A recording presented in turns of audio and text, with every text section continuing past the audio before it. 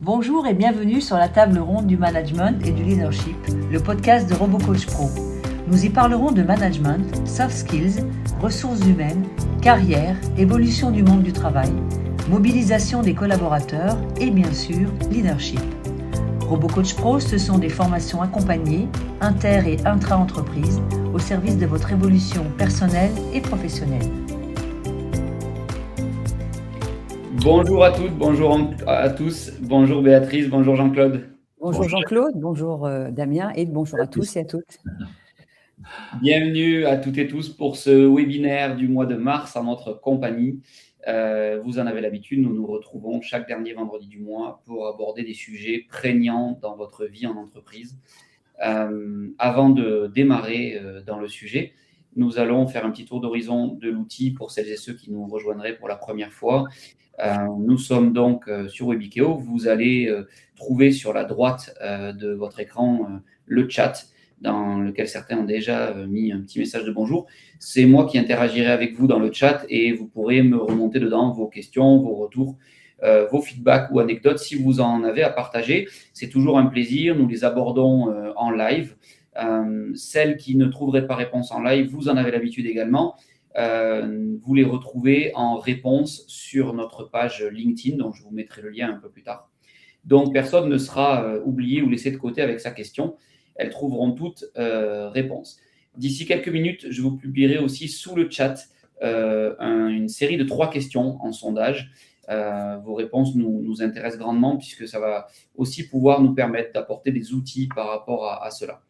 Aujourd'hui, dernière chose avant de passer la main à Béatrice, vous pouvez nous retrouver également sur YouTube et sur vos applications de podcast puisque nous avons le Podcast Show, la table ronde du leadership et du management.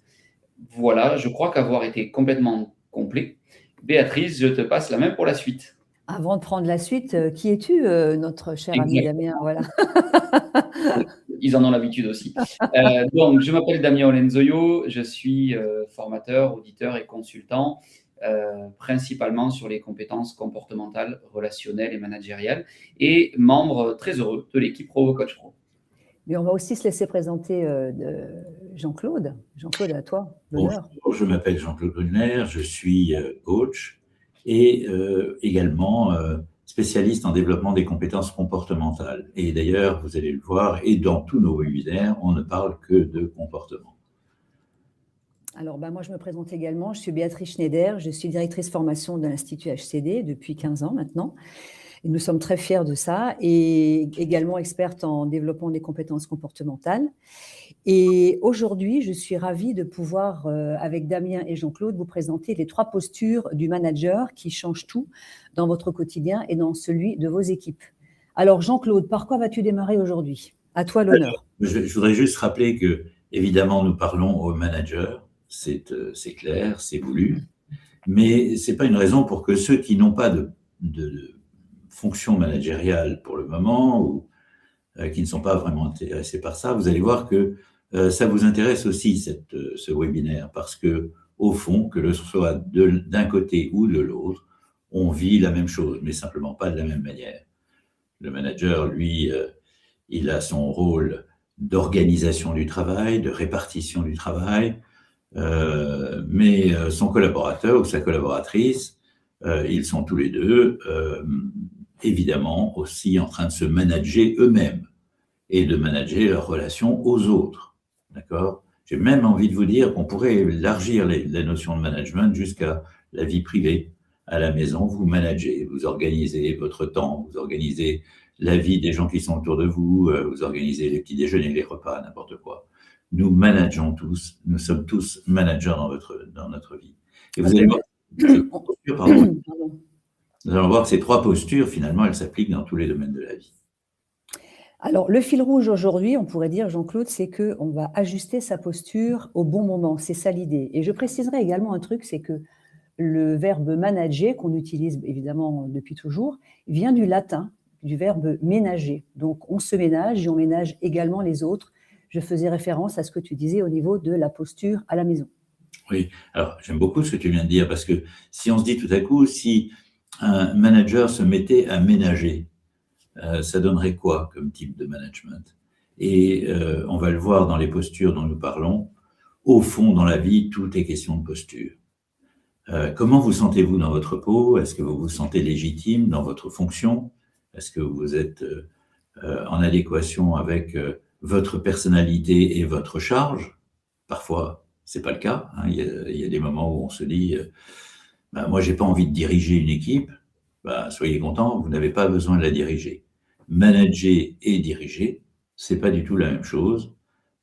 Ça ne donne pas les mêmes résultats, ça ne donne pas la même attitude, et certainement, c'est pas non plus la même façon de faire avancer une équipe vers l'objectif. Donc,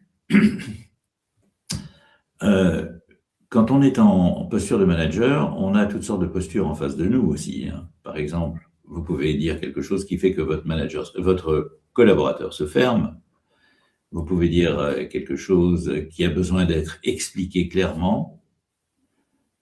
C'est très important d'expliquer les choses clairement, et parfois, lorsqu'on est dans une situation où on a expliqué et qu'on n'a pas été entendu, on rentre dans un problème.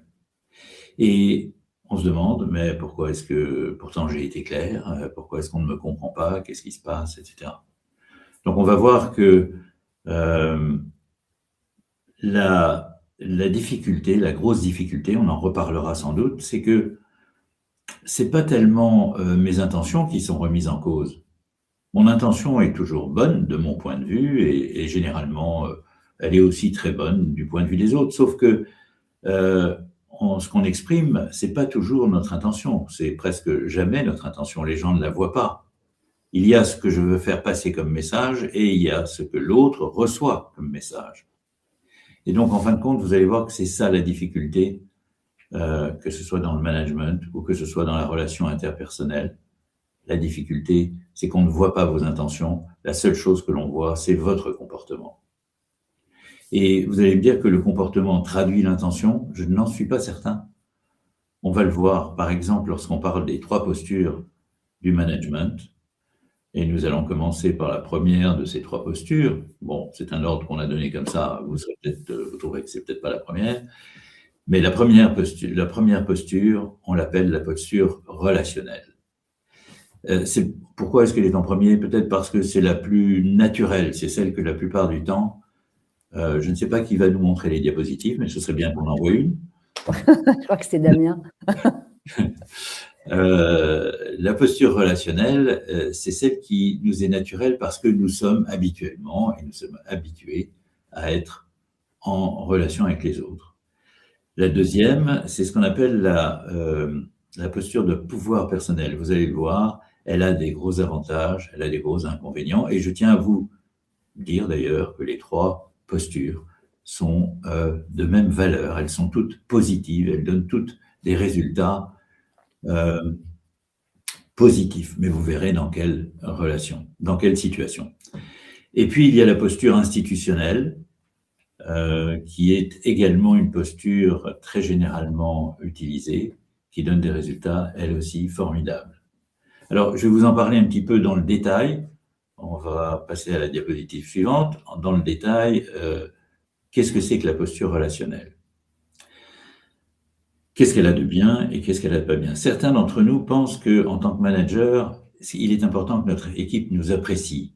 Parce que si on nous apprécie, on va probablement accéder plus facilement ou accorder plus facilement des réponses favorables à la demande, quelle qu'elle soit. On va se donner à fond parce qu'on aime bien notre manager, on l'apprécie. On estime qu'il travaille bien, il est disponible, il est tourné vers nous, il est à l'écoute. Donc, on aime beaucoup ça. D'accord? Le lien est important. L'homme est un animal grégaire et donc, évidemment, le lien est essentiel. Il nous faut de la confiance, il nous faut de la coopération.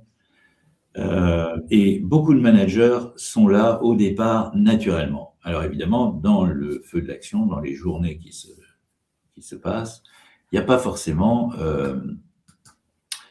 il n'y a pas forcément des situations qui permettent ce type de relation, qui permettent ce type de posture. Mais à la base, on va dire que dans certaines situations, là, posture est formidable et dans d'autres, elle ne suffit pas. C'est-à-dire qu'en fait, elle ne déclenche pas l'action, elle ne permet pas de travailler d'une façon cohérente. Nous avons aussi ensuite le pouvoir personnel dont on a parlé. On va voir la diapositive tout de suite, voilà. Le pouvoir personnel, qu'est-ce qu'elle apporte? Qu'est-ce qui se passe là-dedans? Eh bien, en général, le manager qui fait ça, il a une personnalité assez forte, il décide, il aime bien trancher, il aime bien faire avancer, il critique, il complimente, il utilise la carotte et le bâton, mais d'une façon intelligente, parce que lui, il a un truc en main, c'est il faut que ça avance, donc je vais utiliser tout mon pouvoir. Est-ce que tu mettrais avec là-dedans les managers qui vont, tu sais, l'idée par la vision ou par le cap qu'ils ont et qu'ils incarnent et dont ils se sentent investis? Alors, je dirais que le manager de pouvoir personnel, il a effectivement la tendance naturelle à suivre le cadre, suivre la règle, mais pas autant que le troisième qu'on verra tout à l'heure. Il est plutôt dans une situation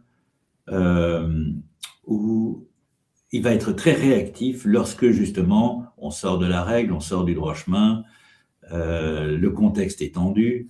Là, il est formidable, il est à son meilleur parce que il utilise tout son pouvoir personnel, le pouvoir de sa personnalité, pour faire avancer les choses et réussir. Donc, oui, il a un pouvoir énorme et il l'utilise à bon escient. Vous allez voir, par exemple, il y a des situations dans lesquelles, quand les entreprises sont plus grandes, la hiérarchie pense que l'équipe devrait faire plus, qu'elle devrait s'investir davantage, etc.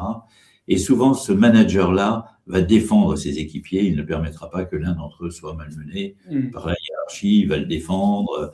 C'est quelqu'un qui est très apprécié pour ça. Il a vraiment l'esprit de son équipe. Un petit peu, ça peut ressembler un petit peu à du paternalisme, mais c'est en réalité vraiment le souci de se dire, moi, mon équipe, si elle peut compter sur moi, vous savez, comme dans ces films où on voit le caporal avec ses soldats autour de lui, et il va les défendre bec et ongle contre quiconque s'en prend à eux. Ben, c'est un petit peu ce type de posture-là. Il est donc très attachant, il plaît à beaucoup, mais on verra un petit peu plus en détail plus tard qu'il y a des moments où c'est pas forcément au goût de tout le monde. Alors Jean-Claude, avant d'aller plus loin, je voudrais quand même préciser, comme on le fait à chacun de nos webinaires, que si vous avez évidemment des questions à poser, et si vous posez-les dans le chat, si ce que vous entendez vous parle, vous pouvez également partager votre expérience et puis réfléchir également à quel type de personnalité vous êtes et quels sont les types de personnalités qui vous entourent dans votre quotidien, bien entendu. Et on sera ravis de répondre à vos questions. Et vous êtes déjà quelques-uns à être allés répondre aux sondages. Les sondages sont on depuis déjà quelques minutes. Donc, allez-y, allez y répondre. On vous pose 3 questions sur ces postures-là, justement, dont les réponses seront assez intéressantes. Alors, on va essayer. Alors, la troisième personnalité, donc la troisième posture, je dirais, après le relationnel et le pouvoir personnel, c'est ce qu'on appelle le pouvoir, la posture institutionnelle. Alors, l'institutionnel, c'est quelqu'un qui suit l'objectif. Lui, il n'a qu'une idée en tête, c'est atteindre l'objectif et ses coéquipiers, ses collaborateurs, collaboratrices sont là pour atteindre tous ensemble cet objectif. Donc, il va sacrifier à peu près tout à son objectif. C'est-à-dire que lui, lorsqu'il est dans cette posture-là, il ne fouette pas, c'est pas du tout quelqu'un qui va particulièrement insister, pousser les gens, mais c'est plutôt quelqu'un qui ne sera pas beaucoup à l'écoute des problèmes personnels des uns et des autres, parce que lui, il n'écoute qu'une seule chose, c'est le devoir qui l'oblige à atteindre l'objectif. Donc c'est quelqu'un qui est très bien vu par sa hiérarchie, bien entendu. C'est quelqu'un qui est également très bien vu par ses collaborateurs, même si il n'a pas la même affection que, par exemple, le relationnel. mais on le suit parce qu'on sait qu'il nous emmène à la victoire. Et je ne sais pas si vous êtes comme moi, mais je crois qu'on aime tous atteindre la victoire. Et donc, ce type de manager, de ce point de vue-là, est naturellement très bien vu pour ça. En fait, il me vient une question. Je trouve que ça peut être très difficile de savoir, d'avoir ces trois postures, parce qu'en fait, les trois sont intéressantes. Elles ont leurs avantages et leurs inconvénients. Par exemple, moi, je dirais que, en ce qui me concerne, j'aime bien la posture numéro 2, donc la posture relationnelle, l'institutionnelle aussi. Alors, comment on peut faire, voilà ma question, comment on peut faire pour s'adapter à ce type de posture et à quelqu'un qui aurait ce type de personnalité? C'est quand même compliqué quelque part. Oui. Si on est dans l'affect, si on est quelqu'un dans l'affectif et qu'on a en face de soi une posture institutionnelle, se raccorder à l'autre risque de poser des problématiques au niveau personnel et de notre attitude. Tout à fait, c'est difficile d'harmoniser. Et je trouve ta question extrêmement intéressante parce qu'en fin de compte, elle nous emmène un petit peu vers une première étape, vers la solution, vers la compréhension de à quoi bon avoir étudié ces différents types de management, à quoi ça sert. Finalement, on en arrive à la conclusion que dans certaines situations, vous allez préférer la posture institutionnelle de la part de votre manager parce que vous aimez faire partie d'une équipe qui gagne. Et à d'autres moments, vous allez aimer un manager de pouvoir personnel parce qu'il va vous défendre dans une situation et vous avez besoin d'être défendu. Ou, disons, le plus généralement, vous aimez bien avoir une bonne relation avec votre manager et vous aimez qu'il vous apprécie, qu'il vous donne du temps d'écoute, qu'il soit disponible pour vous. Donc, en réalité, ça veut dire quoi? Ça veut dire que il n'y a pas une façon unique d'être. Le vrai bon manager, c'est celui qui a une garde-robe avec 3 costumes. 3 costumes, le premier, c'est le costume relationnel, le deuxième, c'est le costume de pouvoir personnel, et le troisième, évidemment, le costume institutionnel. Parce qu'au fond, qu'est-ce qui commande la posture du manager? C'est moins sa nature profonde, évidemment, il en a une. Peut-être que parmi les managers qui nous écoutent en ce moment, certains se disent « moi, je suis vraiment typiquement un manager institutionnel » ou « moi, je suis typiquement l'un des deux autres ». D'accord ? Si par exemple, vous dites « je suis un manager relationnel », évidemment, c'est votre nature, on va dire. Si vous pensez ça, vous avez raison de le penser. Mais le message qu'on vous passe aujourd'hui, ce qu'on voit dans ce webinaire, c'est que la bonne posture, c'est celle qui, dans le moment, est adéquate. Autrement dit, on est tous capables, à un moment donné, d'être institutionnels, c'est-à-dire de se dire « allez, moi, ce qui m'intéresse, c'est d'atteindre l'objectif ». Ou on est tous, par moment, aussi capables de dire pouvoir personnel. Par exemple, je vais vous en donner une. Dans un contexte tendu, les délais sont courts, la pression est forte, on se dit, bien là, j'ai pas le temps de tergiverser, il faut que je décide vite, etc. En tant que manager, eh bien, l'équipe va apprécier de voir que son manager prend les rênes en main, qu'il donne des instructions claires, qu'il fasse avancer les choses objectivement. Mais évidemment, alors qu'on va préparer ça dans la situation, on va se dire, oui, d'accord, mais il fait avancer les choses, mais il n'est pas non plus très cool, il ne m'écoute pas, j'avais donné une bonne idée, il ne l'a pas entendue. Quand je prends une initiative, je me fais plutôt engueuler que féliciter, etc. Donc, la posture, encore une fois, pour répondre à ta question, Béatrice, elle n'est pas liée à la personnalité du manager, mais plutôt à ce que réclame la situation. C'est pourquoi il faut comprendre ces 3 points. Oui. Ouais, ça rejoint, il y a Samuel dans le chat qui dit la posture idéale serait un savant équilibre entre les 3. Alors, bah oui, c'est une bonne initiative de dire ça, absolument, je suis d'accord avec lui, mais je le dissocierais un petit peu les unes des autres, parce que être capable de passer de l'une à l'autre, je pense qu'on l'est tous, d'accord ? Mais choisir le bon moment pour opter pour l'une ou pour l'autre, par exemple, vous avez un cas un peu délicat, un peu difficile, dans lequel un collaborateur est dans une situation compliquée, mais en même temps, vous avez votre objectif à atteindre et vous voyez bien que ce n'est pas le moment de commencer à s'apitoyer sur son sort, il faut y aller. Votre tendance, ça va être d'être institutionnel, mais je dirais que dans le moment où vous êtes avec ce collaborateur qui est en difficulté, bien entendu, il faut changer de costume et se mettre à nouveau dans le relationnel, mais pas simplement pour se faire aimer, se faire apprécier de son collaborateur, c'est pour le rassurer, lui dire « je sais qui tu es, notre relation est toujours la même, là j'ai besoin que tu mettes un petit peu de côté les choses qui te préoccupent, on en parlera peut-être en fin de journée, mais pour le moment j'ai besoin que tu y ailles à fond. » Je crois que si le collaborateur ne peut pas le faire, il va l'exprimer. On reste dans le relationnel, d'accord? Il n'y a pas de question de... C'est pas parce que je suis gentil avec quelqu'un qu'il est obligé de faire ce que je dis. Il n'en a peut-être pas la possibilité, il n'en a peut-être pas les moyens sur le moment. Mais c'est de laisser une porte ouverte et de faire comprendre à l'autre qu'avant tout, évidemment, nous sommes dans une relation humaine. Et de l'appeler autant que possible à avoir une attitude qui permette d'atteindre les objectifs. Mais en fait, quand même, pardon Damien, je dirais que quand même ce que tu viens de dire, ça demande un effort de communication que non pas forcément, c'est ce qui serait quand même la base des 3 postures. Mais si la communication était véritablement le fer de lance dans les entreprises, on le saurait. Or, c'est pas le cas. On a plus tendance à… Et en même temps, pour revenir à ce que disait Samuel, effectivement, l'idéal, ce serait d'avoir les 3 postures, d'être autrement dit comme un caméléon, de pouvoir changer de couleur en fonction de la situation.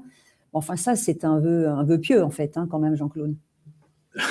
Ouais, c'est vrai. Et en même temps, je pense que ce que je constate beaucoup, c'est qu'on a souvent une tendance dans les 3 et parfois la capacité, si le degré de confiance ou le contexte le permet, à aller mobiliser les 2 autres.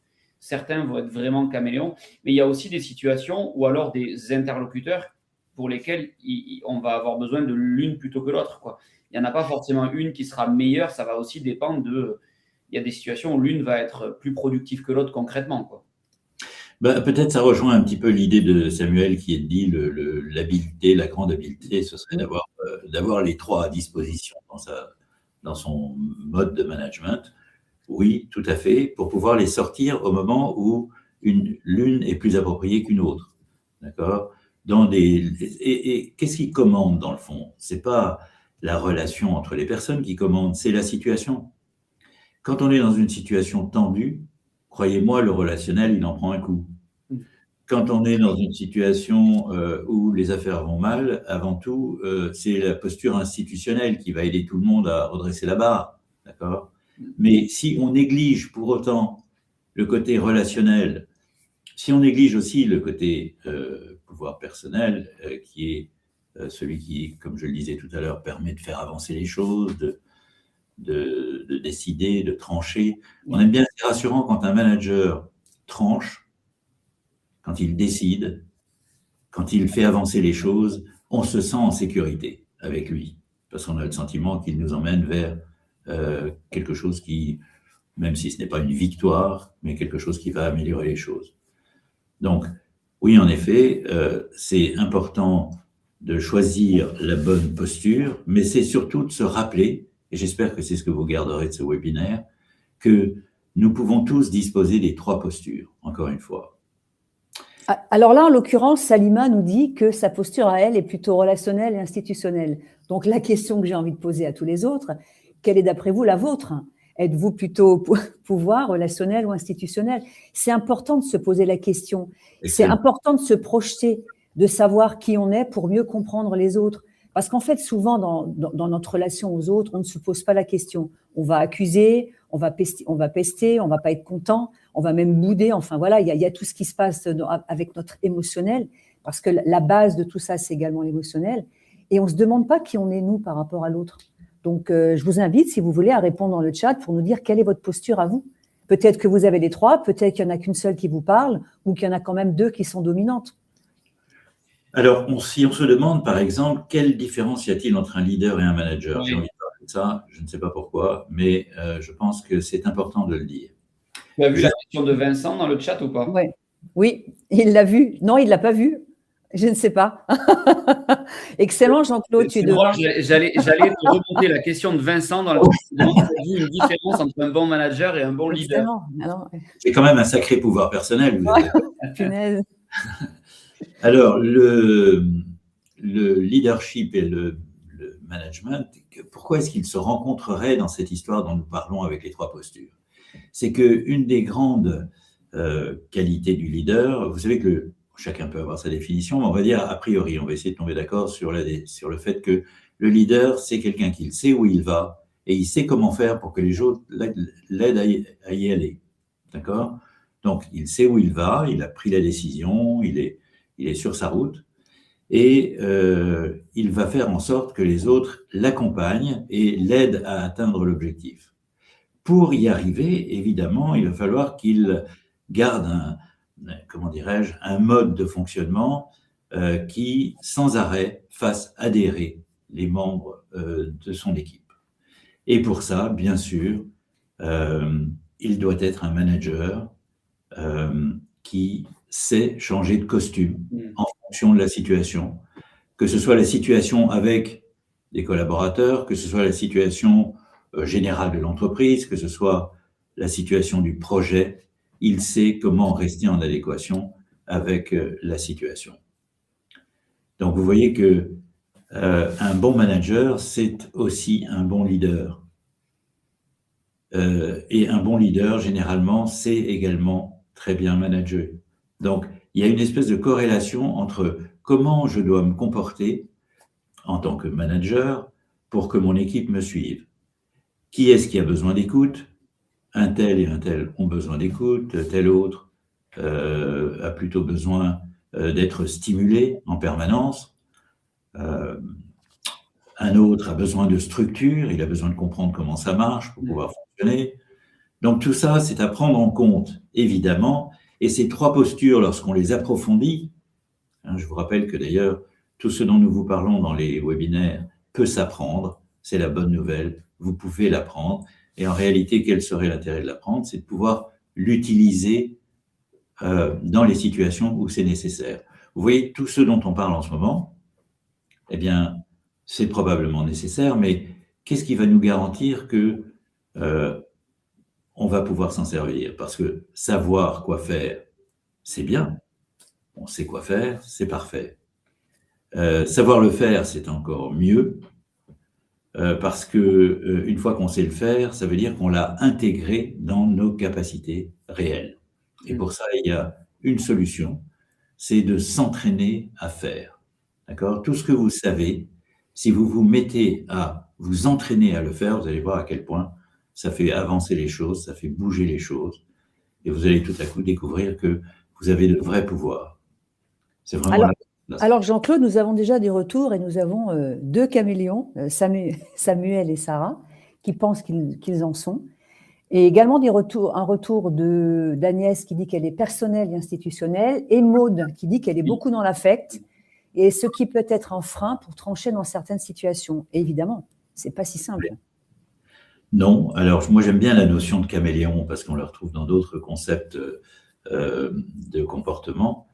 Être un caméléon, ça veut dire être quelqu'un qui s'adapte très rapidement à la situation. Il prend la couleur de la situation. Et à partir de là, évidemment, il est en adéquation dans cette situation. En fait, c'est là qu'on est le meilleur. Si vous avez le sentiment que vous avez déjà l'envie de vous adapter, ça c'est déjà un premier point, mais que vous en avez aussi la capacité, vous avez cette aptitude naturelle ou travaillée qui vous permet de vraiment comprendre ce qui se passe, comprendre quelle serait la bonne façon de réagir par rapport à ce qui se passe, qu'est-ce qu'on peut apporter de valable dans la situation. C'est ça qui compte. Et si c'est votre cas, franchement, développez-le, commencez à travailler vraiment sur comment je vais faire si je me trouve dans telle situation. Ça vous est peut-être déjà arrivé d'ailleurs de vous dire, si vous voulez comprendre l'intérêt de l'entraînement, est-ce que ça vous est arrivé de vous dire, bon, dorénavant, j'ai compris, voilà ce que je ferai quand quelqu'un me parle mal, je me tais, je ne dirai rien, je n'aurai pas cette répartie que je cherche à avoir et qui souvent n'arrive pas d'ailleurs, je décide que je me tairai. Eh bien, est-ce que vous pouvez me garantir qu'en situation, quand quelqu'un vous dira quelque chose qui pique vraiment, est-ce que vous croyez que vous serez capable, comme ça, la prochaine fois, de ne rien dire, d'accuser le coup simplement, plutôt que de chercher à répartir et à dire « non mais t'as vu comment tu me parles ?» Est-ce que vous croyez que vous êtes capable de faire ça? Est-ce que lorsque vous avez un réflexe, nous sommes tous remplis de réflexes naturels, moi je peux vous dire que ce n'est pas ce que l'on sait qui nous aide dans une situation, parce que le réflexe va plus vite que notre cerveau, il va plus vite que ce qu'on sait. Donc en réalité, quand on parle de se former, on parle de quoi? On parle d'installer de nouveaux réflexes pour remplacer ceux qui nous semblent défaillants dans les situations où on en a besoin. Plus facile à dire qu'à faire. Oui, entendu. Et c'est pour ça que je parle d'entraînement, parce que si parmi vous, il y a des gens qui n'ont jamais joué au tennis de leur vie, qui n'ont jamais tenu une raquette de tennis, je vous donne une raquette et une balle et je vous dis, frappe la balle de façon à ce qu'elle tombe sur la croix qui est de l'autre côté du filet.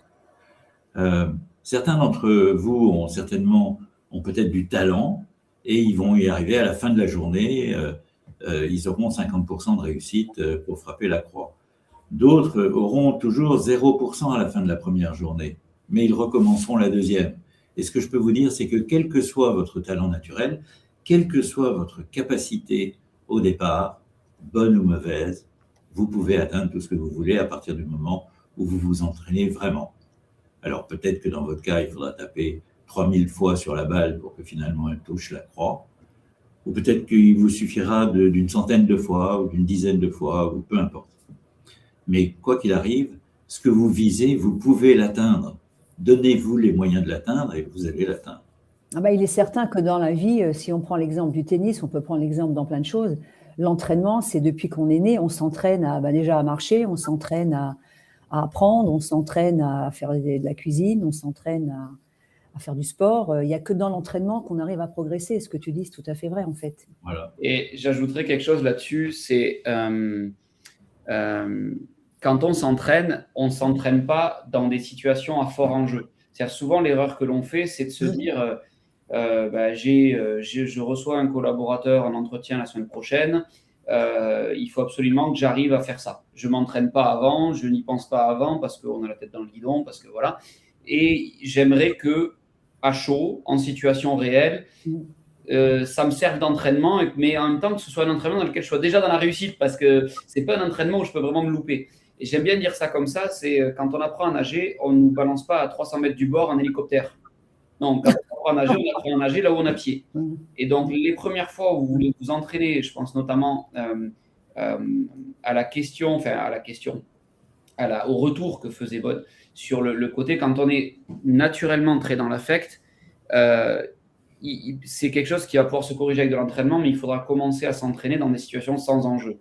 Il faudra trouver des terrains d'entraînement, des situations où il n'y aurait pas besoin de ça, presque, mais où on s'entraîne à le mettre en œuvre pour constater les effets, se rassurer là-dessus et potentiellement développer des nouveaux réflexes dans le temps. Oui, bon, je suis assez d'accord avec ce que tu dis, parce qu'effectivement, sauter à l'eau comme ça, sans aucune sécurité, ça fait peur. Cela dit, dans la relation, on ne risque pas non plus de se noyer, on n'est pas vraiment en grand danger. Je pense que être tout seul à l'entraînement, le gros problème, c'est qu'on ne va pas forcément y penser, d'accord ? On ne va pas forcément se dire, tiens, là j'ai un entretien, il faut que je pense à écouter mieux, à faire parler l'autre, à parler un peu moins. Et je me rappelle que mon objectif, c'est de l'amener à apprendre cette mission avec le sourire, etc. Peu importe ce qu'on voit, mais y penser tout le temps, c'est comme être sur le terrain et frapper des balles sans arrêt. Dès l'instant où on arrête de frapper des balles, on ne progresse plus. Et si on attend 15 jours pour faire une deuxième journée à frapper des balles, on aura probablement à démarrer la journée avec un retard par rapport à ce qu'on avait acquis la première fois. Moi, je dirais que souvent, le défaut qu'on a dans cette histoire de réflexe et d'entraînement, c'est qu'on est plus des sprinteurs que des marathoniens. Ouais. Alors que l'idéal, ce serait d'être un marathonien en permanence. C'est de se dire, bon, évidemment, il y aura des étapes. Le marathon ne se court pas d'une minute à l'autre, on s'entraîne. On s'entraîne même 2-3 ans avant de faire un marathon à New York ou à Paris ou peu importe. Et le côté sprint, c'est qu'on veut que la solution, on trouve une solution tout de suite, rapidement. Alors que quand on l'a trouvé rapidement, ça peut marcher. Les exemples que Damien, tu as donnés, ou Jean-Claude, ça peut marcher. Oui, on peut taper juste tout de suite, mais quid de la fois suivante, ça marchera peut-être pas forcément. Alors que l'idée d'avoir en conscience qu'on veut vraiment travailler un réflexe, ça nécessite déjà de l'avoir en soi, de semer une graine en soi pour se dire j'aimerais atteindre tel et tel objectif, et ensuite de s'entraîner sur le long terme. En fait, je dirais que c'est un travail de toute une vie de changer un réflexe. Parce que quand on arrive à l'âge adulte, on a déjà plein de réflexes en soi. Et comme c'est compliqué, on aimerait, quand on a des enfants, que nos enfants comprennent des choses et mettent en place les réflexes et les situations qu'on leur demande de faire. Mais nous-mêmes, est-ce qu'on en est capable? Est-ce qu'on arrive, nous, à un certain âge, à se dire, non, là, je vais devoir modifier un réflexe? C'est extrêmement difficile parce qu'on peut être têtu, parce qu'on n'en a pas envie, parce qu'on se dit, c'est bien comme ça marche comme ça, on va continuer comme ça. C'est un peu le problème pour faire le lien avec les 3 postures. La posture de l'institutionnel, il va continuer à faire, le manager va continuer à faire comme il fait, parce que jusqu'à présent, ça a bien marché.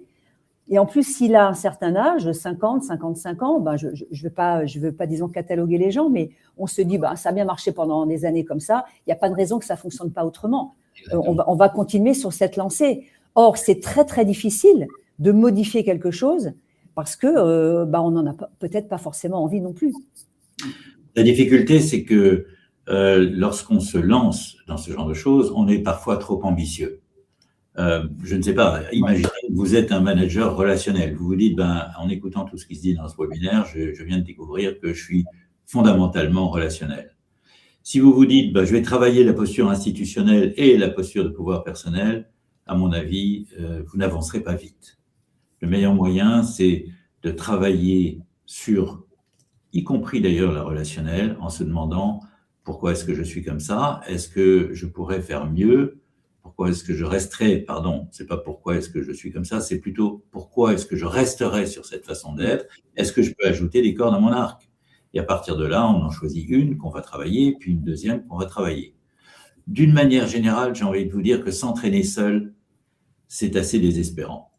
Parce que d'abord, on n'y pense pas. Je ne sais pas qui tout à l'heure disait, on n'y pense pas tout le temps. Moi, je vais vous dire, on y pense très rarement parce qu'on est pris dans le feu de l'action.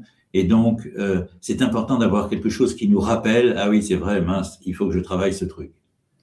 Et si on n'a pas ce soutien, cet appui, c'est vraiment extrêmement difficile. Je ne vois pas trop comment on peut s'en sortir tout seul. Encore une fois, ce que vous savez, c'est extrêmement important. Vous savez un tas de choses. Je ne sais pas, parmi vous, vous avez peut-être même déjà fait des formations managériales, vous avez peut-être fait des formations de développement personnel, vous avez travaillé votre communication, vous avez vraiment fait beaucoup de formations, vous savez les choses, et pourtant, vous n'en êtes pas encore au stade où vous aimeriez être. Alors, qu'est-ce que ça veut dire? Pourquoi est-ce que c'est comme ça? Au fond, c'est parce que vous ne vous êtes pas entraîné. Le seul moyen de changer quelque chose chez nous, c'est de nous entraîner à faire autrement. Et pour s'entraîner à faire autrement, c'est pas simple. Franchement, on ne peut pas y arriver comme ça simplement parce qu'on l'a décidé. C'est bien d'être accompagné. D'ailleurs, je vous ferai remarquer que quand on parle du tennis, tous ceux qui veulent atteindre un certain niveau prennent un coach parce qu'ils ont besoin qu'on les pousse, qu'on les corrige, qu'on leur dise voilà comment faire, qu'on les mette sur la bonne voie, qu'on leur dise tiens ton raquette comme ça. Alors moi, je voudrais bien revenir sur ce qu'a écrit Maud tout à l'heure, j'en ai parlé. Elle dit qu'elle est beaucoup dans l'affect et c'est ce qui peut être un frein pour trancher dans certaines situations. Alors, il y a forcément un moyen, on pourrait donner un moyen à Maud de pouvoir s'entraîner de manière différente. C'est déjà d'avoir conscience qu'elle est dans l'affect dans toutes les situations et de commencer à se dire la prochaine fois que je serai dans une situation lambda, qui est récurrente, parce que j'imagine que forcément ces situations sont récurrentes, je décide, et c'est ça l'entraînement, je décide de planter une graine et la nouvelle graine, ce sera je vais faire différemment de ce que je fais d'habitude. Alors, le différemment Maud, c'est vous qui le choisirez, évidemment, parce que là, on ne peut pas vous dire ce qu'il faut faire, on n'est pas là, on n'est pas à votre place, on n'est pas dans votre peau, ni dans votre mental, mais c'est de décider avec soi-même, comme je dirais presque de signer un pacte avec soi-même. La prochaine fois, ce que je fais, je vais faire soit l'opposé, soit je vais faire ce qui est en mon pouvoir, parce que parfois c'est difficile de changer radicalement d'attitude. On risque de se sentir peut-être très mal dans son état interne, mais c'est de forcément modifier quelque chose. Parce que, comme le disait Einstein, le fou est celui qui pense qu'en faisant plus de la même chose, il obtiendra autre chose que plus du même résultat. Je peux la refaire si vous voulez. Mais c'est vrai, en fait, si on reproduit toujours le même schéma, on ne peut pas s'attendre à avoir un schéma différent. C'est forcément toujours le même schéma qui va revenir en ronron. Et on n'y pense pas à ça. Et je rebondis sur ce que tu dis et je rebondis aussi sur… Il y a Salima qui, dans le chat, a partagé un super exemple d'évolution et de travail sur elle qu'elle a mis en place, etc. Et en même temps, il y a une phrase quand Salima dit « Nos fonctions sont un entraînement permanent au quotidien ». C'est vrai. La seule chose à laquelle il faut faire attention et qui ne peut pas remplacer un accompagnement, comme ce dont tu parlais, Jean-Claude, avec une régularité, c'est que… quand je reprends la métaphore du tennis, quand on apprend à jouer au tennis, on n'apprend pas à travers la compétition. La compétition, le fait de jouer, d'être en situation réelle, va aider à développer des choses, va faire progresser d'une certaine manière.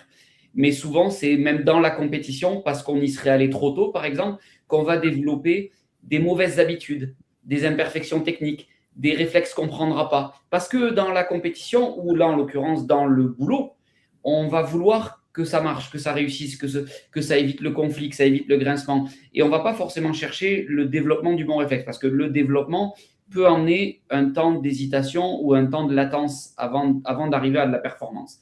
Et donc, ça ne peut pas remplacer complètement un accompagnement, que ce soit par de la formation, du coaching, sur un moyen long terme, dans lequel on va pouvoir développer ça et qui va nourrir ce terrain. Je dirais que Salima a raison quand elle dit que la situation nous entraîne. Dans nos journées, on est entraîné à faire un tas de choses, etc. C'est pas exactement ce dont on parle. Oui, les situations vous entraînent à de la réactivité, à vous dire, bon, ben là, voilà, la situation est différente, il faut que je change ceci, il faut que je change cela. Moi, je parle d'un entraînement qui est différent. Nous parlons ici, dans ce webinaire, d'un entraînement différent. Ce n'est pas l'entraînement de la vie sur vous, parce que ça, on le vit aussi en famille, on le vit avec les amis, voilà. Les gens nous entraînent, le monde nous entraîne, la vie nous entraîne à faire des choses. Mais moi, je parle de travailler son revers, travailler son coup droit, travailler la prise de la raquette, travailler le service. Et lorsque vous êtes manager, qu'est-ce que vous travaillez? Je travaille le management, mais le management, c'est un concept. Je travaille ma posture institutionnelle. Je travaille ma posture relationnelle. Et dans ma posture relationnelle, c'est pas parce que je suis un bon relationnel que tout va bien. Ce qu'on nous dit à propos de l'affect, je ne sais plus qui disait ça, c'est très important. Maud a raison de parler d'affect, parce que dans l'affect, c'est terrible. La posture relationnelle avec de l'affect, ça devient presque une servitude. On n'est plus capable de dire, parce que n'oubliez pas que, oui, la posture, mais en même temps, vous êtes manager, c'est-à-dire que vous distribuez des responsabilités, des missions, des tâches, et donc il faut le faire sans affect, parce que c'est le business qui commande. Donc, mais il faut le faire quand même d'une façon relationnelle qui va vous permettre d'obtenir ce que vous attendez. Alors, j'ai une question de Samuel, j'aimerais bien y répondre à cette question. Pensez-vous que tout le monde puisse devenir un bon manager? Il nous pose la question à nous trois. Moi, je vais vous répondre, Samuel, ce que je pense depuis toujours. On voit plein de choses partout, on voit des carousels sur LinkedIn, on voit les 20 consignes, les 20 signes, on voit énormément de choses sur la posture du manager, qu'est-ce qu'un bon manager, comment faire, etc. Moi, j'aurais juste une réponse à vous donner, c'est qu'en fait, un bon manager, c'est quelqu'un pour qui et avec qui on a envie de travailler. C'est quelqu'un qui vous donne envie, il peut avoir plein de travers, il peut avoir des défauts, mais tous les matins, quand on est avec lui, on a envie. C'est tout simplement ça. Ça me fait penser, on n'aime pas, peu importe, mais ça me fait penser à la chanson de Johnny Hallyday. C'est « Donnez-moi l'envie d'avoir envie ». Et je pense que le problème aujourd'hui dans l'entreprise, c'est l'envie. Est-ce qu'on a envie de se lever tous les matins pour aller travailler avec son équipe, avec ses collaborateurs, avec le métier qu'on fait, même si par moments ce qu'on fait, on ne l'aime pas 100%. Mais l'envie, c'est le moteur. Donc pour moi, un bon manager, encore une fois, c'est quelqu'un pour qui on a envie de travailler et avec qui on a envie de travailler. Et donc, ça veut dire, d'après toi, que tout le monde peut être un bon manager. Absolument, absolument. Tout le monde peut l'être parce qu'on est des managers. On est soi-même déjà un manager quand on est avec des copains. Tu l'as dit tout à l'heure, Jean-Claude, quand on est dans la vie de famille, on manage, on ménage à la maison, on fait tout ça. On le fait. On peut manager même sans être manager, sans avoir la fonction d'un manager. On est déjà manager avec un collaborateur. On se manage mutuellement quand on donne des infos, quand on se sollicite. On est manager avec ses copains, avec ses amis, dans la vie, même quand on va faire des achats, n'importe quoi. On manage en permanence. Et donc, un manager, c'est quelqu'un qui motive. C'est aussi simple que ça pour moi. Bien entendu, oui, la réponse est indiscutablement oui, Samuel. On peut tous devenir des bons managers parce qu'on a besoin d'être motivé aussi. Oui. Alors, pour être un bon manager, qu'est-ce qu'il faut ? Repérer peut-être, je reviens sur la notion de l'affect, quelqu'un qui remarque qu'il est trop dans l'affect a intérêt à s'entraîner, à prendre un peu les distances par rapport à ça. D'accord ? Ça peut s'apprendre, tout peut s'apprendre, à condition de le faire dans un contexte dans lequel on va répéter, ajuster et vraiment s'efforcer petit à petit d'avoir l'attitude qu'on souhaite avoir parce qu'elle donne les résultats qu'on souhaite obtenir. D'accord ? C'est vraiment quelque chose qu'on peut prendre en main, mais c'est pas parce que, encore une fois, on sait qu'il ne faut pas mettre trop d'affect dans une situation qu'on sera capable de ne pas trop mettre d'affect dans une situation. Très juste. Et alors, il y a Frédéric F. qui dit « Moi, je suis beaucoup dans le personnel et remarque que ça énerve souvent les autres, sans qu'ils le disent. Je suis manager dirigeant et constate que mon attitude génère chez certains de la résistance passive. » Évidemment. Alors, moi, j'adore cette… Bravo pour cette prise de conscience déjà, parce que c'est le départ. Tout ce qu'on veut améliorer dans sa vie commence avec une prise de conscience. Si vous pensez que vous êtes excellent, vous avez probablement raison. Mais la question n'est pas de savoir si vous êtes excellent, la question est de savoir si vous êtes excellent dans la situation où il faut arriver à atteindre un objectif. D'accord ? Quand on est excellent, ça ne veut pas dire que les autres voient notre excellence. Encore une fois, vous vous souvenez, je disais en début du webinaire, je ne sais pas pourquoi je pense à « il y a loin de la coupe aux lèvres », eh bien de la même manière, il y a loin de l'intention au comportement. Si les gens voient votre comportement, ils vont vous dire que peut-être votre comportement n'est pas conforme à votre intention. Vous vouliez être carré dans votre façon de parler, vous vouliez être clair, mais lui, qu'est-ce qu'il a vu ? Il a vu un comportement dur, intransigeant, absolument pas à l'écoute. Ouais. D'accord ? Et c'est ça qui compte, en fin de compte. Avoir cette conscience que peut-être que ce que je fais, étant donné que ça ne donne pas exactement les résultats que je souhaitais, peut-être que ça n'est pas aussi juste que ce que je pensais. Et donc, se remettre un petit peu en question, non pas en disant « Ah, je suis pas bon », mais en se disant « À quoi est-ce que je peux m'entraîner pour surmonter cette situation qui se présente sans arrêt dans ma vie ?» Vous avez peut-être remarqué d'ailleurs qu'il y a des choses qui reviennent tout le temps. Des gens qu'on ne règle pas revient toujours. Hein. Pardon ? Je disais que ce que l'on ne règle pas revient toujours sous une forme ou sous une autre, de toute manière. Nous sommes très en phase parce que tout au long de la vie. Hein. Quand on change d'entreprise parce qu'il y a quelque chose qui ne va pas là où on est, on rencontre le même problème si on ne l'a pas résolu. Ouais. Parce que finalement, nous provoquons les choses qui nous arrivent. Je ne sais pas si vous allez me croire quand je vous dis ça, ça n'a pas l'air très joyeux, mais en fin de compte, c'est nous-mêmes qui mettons en place. Il y a d'ailleurs un livre qui s'appelle « Faites vous-même votre malheur » et c'est fait par un psychiatre qui s'appelle Paul Václavic.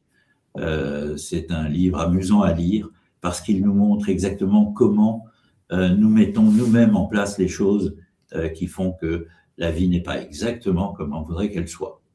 Et encore une fois, le fait de savoir, c'est bien, mais quand on sait, il faut s'entraîner à mettre en place. Et pour s'entraîner à mettre en place, croyez-le ou non, mais c'est bien d'être accompagné. Souvent, d'ailleurs, on demande à un collègue, est-ce que tu peux me dire, si tu remarques que je fais telle chose que je n'ai pas envie de faire, est-ce que tu peux me le faire remarquer pour que petit à petit, j'arrive à effacer ça de mon subconscient. Ouais. Et d'ailleurs, Christine Day dit, quand on s'entraîne, il ne faut pas avoir peur de faire des erreurs, sinon pas possible d'évoluer, absolument. Bien sûr, et c'est en faisant des erreurs, et encore, je dirais que c'est une erreur, ça nous permet de progresser, de prendre conscience. Il ne faut pas avoir peur non plus de dire qu'on s'est trompé, parce que souvent la difficulté, c'est qu'un manager n'ose pas dire qu'il s'est trompé. Il a le besoin d'être le sachant, celui qui sait tout, celui qui a peur de dire les choses, alors que c'est un humain comme les autres. Et en fait, pour moi, et d'ailleurs pour nous tous, un bon manager, c'est quelqu'un qui est capable de savoir bien s'entourer. Il n'est pas obligé d'être au charbon et de tout savoir faire. Si je prends l'exemple d'une voiture, il n'est pas obligé d'être mécano, il n'est pas obligé de savoir coudre les sièges et de mettre les roues. Il peut avoir des notions, mais tout le monde n'a pas forcément toutes les notions. Mais c'est l'assemblage de l'équipe qui fait complètement la différence. Ouais. Ça rejoint ce que dit, il y a Vincent qui disait quelque chose aussi, qui rejoint ce que tu es en train de dire, Jean-Claude, et que je trouve très juste. C'est que ces trois postures, elles sont à associer à un développement. Alors, il y a une solide conscience de soi. On n'a pas forcément une solide conscience de soi au départ, mais en tout cas, un développement de cette conscience de soi et un développement d'avoir ce qu'il appelle un safe space soigné pour que le fonctionnement collectif puisse être assuré dans les meilleures conditions, en fait. Vous voyez, par exemple, je vais vous donner un exemple d'entraînement. Vous vous dites, moi, quand des fois on me dit des choses qui me surprennent et je ne sais pas quoi répondre, je suis désemparé, etc. Je vous propose un petit entraînement. Si ça vous arrive, reformulez simplement ce que vient de vous dire la personne. Contentez-vous de reformuler ce que vient de dire la personne. Vous allez voir comme ça ouvre la conversation, comme ça remet les choses en place tranquillement. Vous n'avez pas besoin d'avoir des réparties dignes d'un bon dialoguiste en cinéma. Simplement, vous reformulez ce que dit l'autre. Si vous vous entraînez plutôt que d'essayer de chercher la bonne façon de piquer l'autre, de lui rendre la monnaie de sa pièce, etc., si vous restez tranquille et que vous vous contentez de reformuler, vous allez changer quelque chose en vous qui va devenir un nouveau réflexe. C'est ça, s'entraîner. C'est pas devenir un manager. Je ne m'entraîne pas à devenir un manager. Je m'entraîne à découvrir ce qui se met en travers de mon chemin et je travaille une chose après l'autre, mais de façon très simple. Souvent, ce sont les petits gestes qui conduisent vers de grands changements. Alors, j'aimerais quand même savoir, Damien, les résultats du sondage. Eh bien oui. Donc, au sondage, sur la question, quand vous prenez une décision, vous appuyez-vous principalement sur les règles, le cadre ou la situation personnelle? Nous avons 33% qui nous disent plutôt le cadre en premier, 7% qui nous disent d'abord la situation personnelle et 60%, donc une grande majorité, qui nous dit c'est très équilibré en fonction des cas. Donc grosso modo, on est à quasi 2/3 en fonction des cas, 1/3 de cadre en premier et une petite marge, 7%, qui dit situation personnelle de la personne en premier. Tu veux que je passe à la suivante? Oui, on passe à la suivante. Alors, ensuite, sur vos collaborateurs, vous jugent-ils suffisamment disponibles? Oui à 76%, partiellement 17%, plutôt non à 7%. C'est encourageant. Oui, c'est très, très encourageant. Et enfin, la dernière question donc, était, diriez-vous que vos collaborateurs vous font confiance? On a, là pour le coup, c'est encore plus encourageant, on a plutôt oui à 86%, une énorme majorité, partiellement à 10% et plutôt non à seulement 3%. Ça fait plaisir, voilà. Mais ça montre bien que l'homme est effectivement un animal grégaire, puisqu'on a avant tout besoin de relationnel. D'accord ? Et le relationnel, c'est évidemment une très très bonne chose. C'est très très bien d'être relationnel. C'est, je dirais, fondamental. Mais c'est plein de pièges, tout comme les autres. Ce qui ne m'étonne pas, c'est le pouvoir personnel. Attention, quand je dis ça, ça ne veut pas dire que vous avez une très forte personnalité. Oui. C'est-à-dire que vous comptez sur vous-même pour régler toutes les situations qui se présentent. Et donc, ce n'est pas tout à fait la même chose par rapport à être comme une espèce de gladiateur qui règle le compte de tous ceux qui s'en prendraient à leur équipe. Évidemment, ça peut être le cas. Mais il suffit, même si vous n'avez pas la force de le faire, le fait d'avoir le réflexe de vous préoccuper de votre équipe, d'essayer de défendre ceux qui sont en difficulté, d'encourager ceux qui ont du mal, etc., eh bien, c'est du pouvoir personnel. Ne voyez pas le terme de pouvoir comme un lutteur ou comme un haltérophiliste ou je ne sais quel autre sport qui exigerait des muscles puissants. Non, c'est pas forcément ça. Alors là, Jean-Claude, quand même, il nous reste 5 minutes. Donc, si Oui. vous avez toutes des questions encore à poser, c'est le moment. Profitez-en. Oui, et comme je le redis, celles et ceux qui ne trouveraient pas réponse en live, ne vous inquiétez pas, elles sont toutes sauvegardées, vos questions, et nous y répondrons au rythme de 1 par jour à peu près, à partir de la semaine prochaine sur LinkedIn. Dernière, j'aimerais bien... Le livre blanc, Damien, tu peux nous dire quelques mots sur le livre blanc peut-être? Oui, je peux nous dire quelques mots sur le livre blanc. Donc, certains d'entre vous l'ont déjà téléchargé d'ailleurs, j'ai vu passer ça. Sous le live, vous avez un bouton pour télécharger le livre blanc qui est, je ne vais pas tout vous dire ce qu'il y a dedans, mais qui est de nouveau très, très dense, très intéressant, très pertinent évidemment, et qui est vraiment construit pour vous emmener des outils, des clés pour comprendre et travailler à partir de ces 3 postures. Jean-Claude, est-ce que tu veux bien nous dire un dernier mot de justement ces moments où tout se joue et ces moments du quotidien dans lesquels le réflexe peut reprendre le pas sur ce que l'on aimerait et éventuellement nous parler un petit peu de l'outil que nous proposons par rapport à ça? Alors, en ce qui concerne le moment où tout se joue, c'est évidemment le moment fatidique et c'est généralement celui où on se surprend à n'avoir pas eu la réaction qu'on était vraiment capable d'avoir ou qu'on aurait bien aimé avoir. D'accord ?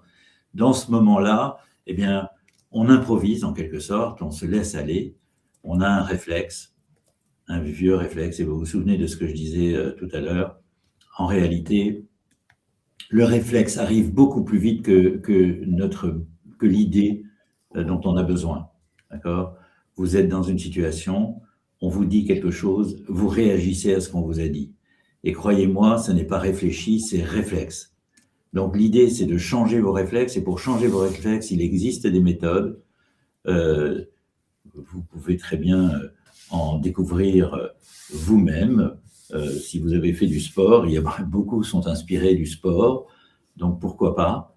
Mais en réalité, surveillez vos réactions émotionnelles. Sachez qu'il y a de l'émotion dans nos attitudes, notamment tout à l'heure, quand on parlait d'affect, il y a il y a beaucoup d'émotivité, de réactions émotives, émotionnelles. Donc, peut-être que c'est un sujet sur lequel vous devriez vous pencher.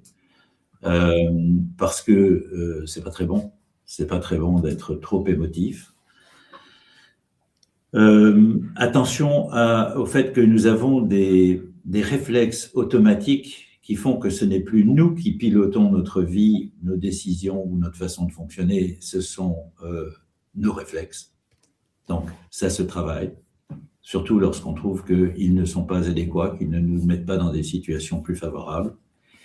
Et puis, une bonne astuce peut-être, c'est l'enjeu, c'est probablement ce qui nous fausse le plus de nos réactions. Si vous avez conscience de l'enjeu, si jamais je me trompe, si jamais je ne suis pas bon au moment où je dois faire quelque chose, si j'oublie l'argument massu, l'argument qui m'aurait sauvé, je suis foutu, je n'aurai pas le poste, je ne vendrai pas à mon client, etc., etc. Si vous pensez ça, si vous laissez l'enjeu prendre toute cette place chez vous, évidemment, ça ne va pas. Alors, ça aussi, c'est un réflexe à mettre en place. Je ne pense pas à l'enjeu, j'oublie l'enjeu, parce que l'enjeu va quelque part conditionner ma façon de me comporter et ce ne sera pas forcément à mon avantage. Je peux vous dire d'ailleurs la plupart du temps, non, ce ne sera pas à votre avantage. Donc, si vous souhaitez changer quoi que ce soit dans votre façon de manager, envisagez peut-être de chercher des solutions qui existent, des choses qui vous permettront non pas d'en savoir davantage, mais de faire autrement. Oui, tout à fait. D'ailleurs, je pense qu'on devrait en parler de comment diminuer l'enjeu dans un autre webinaire, parce que c'est capital en fait. Tout est un enjeu en fait dans la vie, dans la relation à l'autre, la relation même amoureuse, dans la relation professionnelle. Donc, tu viens de le citer, changer de travail, vouloir peut-être une augmentation ou autre chose. On a cet enjeu-là qui est au-dessus de nous comme l'épée de Damoclès, et on n'arrive pas à se dégager de cet enjeu. Les examens, les étudiants, les examens, passer un module, enfin, il y a tellement d'enjeux dans la vie que ça peut complètement nous bloquer. Et paradoxalement, l'enjeu est quelqu'un qui se laisserait trop influencer par l'enjeu, ça va complètement tuer son leadership ou sa capacité managériale.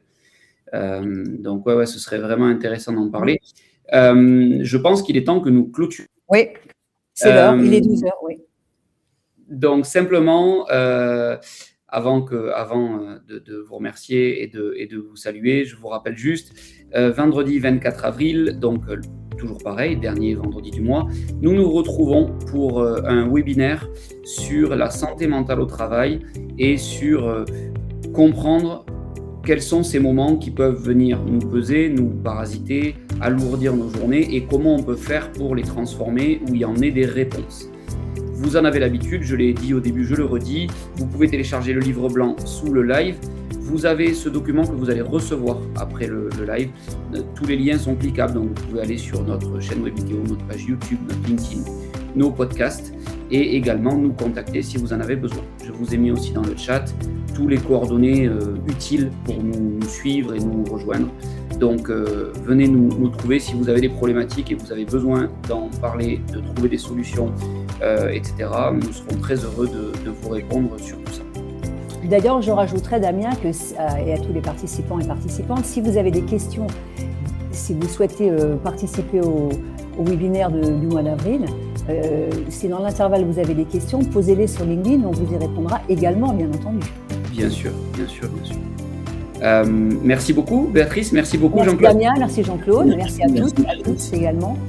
Merci à toutes et à tous, très bonne fin de semaine et nous vous retrouvons au plus tard dans un mois, le 24 avril.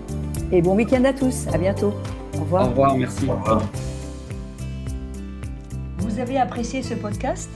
Abonnez-vous, likez et partagez-le. Retrouvez-nous sur YouTube, LinkedIn et sur robocoachpro.com. À bientôt pour un nouveau podcast ou en formation.